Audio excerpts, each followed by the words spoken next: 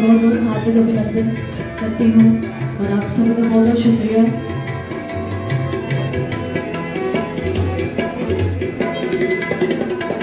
मेरी ईद वाला चांद कदों चढ़ेगा चढ़ेगा, अल्लाह जाने माही कद वेड़े बढ़ेगा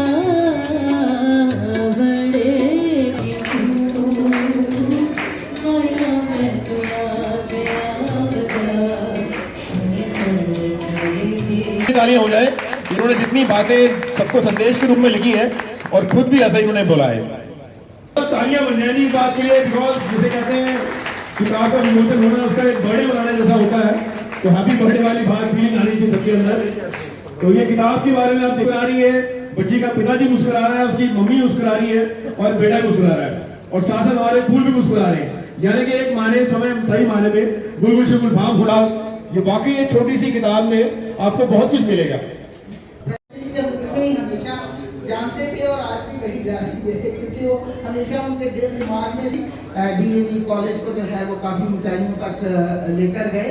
तो दीपक जी के बारे में तो आप जानते ही हैं, पर्यावरण जागरूकता के प्रति काफी सजग हैं। इसके बाद हमारे जो हैं ये लेखक तो हैं ही, जबकि मैं आप सभी का इस सभा में हार्दिक अभिनंदन करता हूँ। प्रेस से जो हमारे भाई बंधु आए हुए हैं उन सभी का अभिनंदन करता हूँ और आज के मौके पर मैं बधाई देता हूँ जीने की राह सत्यम शिवम सुंदरम श्री देश बंधु धीमान जी को बधाई दूंगा कि आपने बहुत ही सुंदर तरीके से इस पुस्तक को लिखा है और एक व्यक्ति को अपने जीवन में क्या करना चाहिए और क्या नहीं करना चाहिए एक छोटी सी किताब में आपने सारा कुछ लिख दिया है। थोड़े समय पहले हमारे से मुलाकात हुई थी कि जब प्रीफेस ये लिखवाना चाह रहे थे मेरे से, मैंने लिखा भी और मैंने देखा उसी समय किताब बहुत ही सुंदर तरीके से इन्होंने प्रस्तुत किया हुआ है और मैं मैडम धीमान जी को भी बधाई दूंगा, क्योंकि लेखक जब कोई भी चीज लिखता है तो सफर कौन होता है, उसका स्पाउस होता है। तो इसी आपको विशेष रूप से धन्यवाद है। तो जाहिर है आपने भी इसमें काफी मदद की हुई होगी, मेहनत आपने भी किया होगा और ये किताब जो है देखिए छोटी छोटी बातें हैं जीवन में, उनको हमें कैसे अडॉप्ट करना चाहिए और जो निगेटिविटी है उसको कैसे दूर करना चाहिए, ये सारी चीजें इस किताब में लिखी हुई है।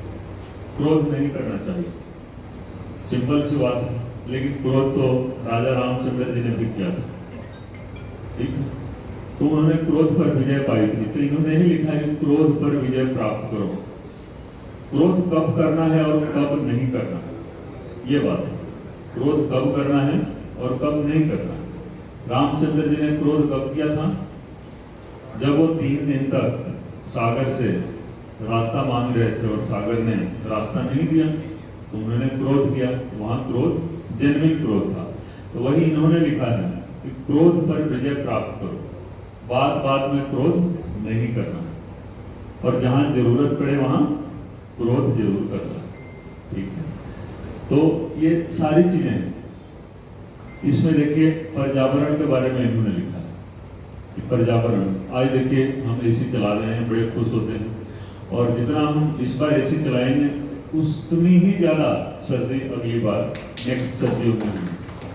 तो ये सारी परेशानियां आप देखेंगे कि एक से बढ़कर एक। तो पर्यावरण के बारे में दीपक बब्बर जी उन्होंने काफी मिशन आगाज और ये सब करते रहते हैं और अभी तक हमने आपका बहुत सहयोग नहीं किया है, लेकिन आने वाले समय में हम इस पर बहुत प्रोजेक्ट हम ले आएंगे और आपका सहयोग भी करेंगे और आपसे सहयोग भी लेंगे। और इस चीज को बहुत सुंदर तरीके से इस किताब में धीमान जी ने लिखा है।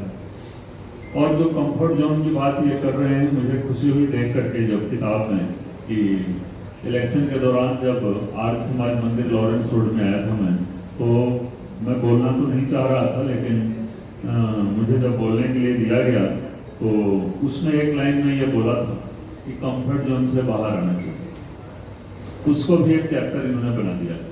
तो मैं आपका विशेष रूप से धन्यवाद करूंगा। कंफर्ट जोन से बाहर क्यों आना चाहिए कि जब तक आप कंफर्ट जोन में हैं तब तक आप संकुचित विचारधारा में रहते हैं और आपकी जो सोच है वो आगे नहीं बढ़ती। और जब कंफर्ट जोन से बाहर आ जाते हैं तब आपको पता चलता है कि सर्दी क्या है और गर्मी क्या है। मैं IPS अफसर था, बहुत सारी चीज़ों का हमें पता नहीं होता था। पता जरूर होता है, महसूस नहीं होता है। तो जब महसूस होता है तब पता चलता है कि अच्छा कितना कठिन है, उस सर्विस से बाहर आए हैं। तो संघर्ष का समय होता है, संघर्ष आदमी करता है, संघर्ष करके फिर आगे बढ़ने की कोशिश करता है। और हमने हमेशा आगे बढ़ने का प्रयास किया समाज के लिए, तभी आप समाज के लिए कुछ कर सकते हैं।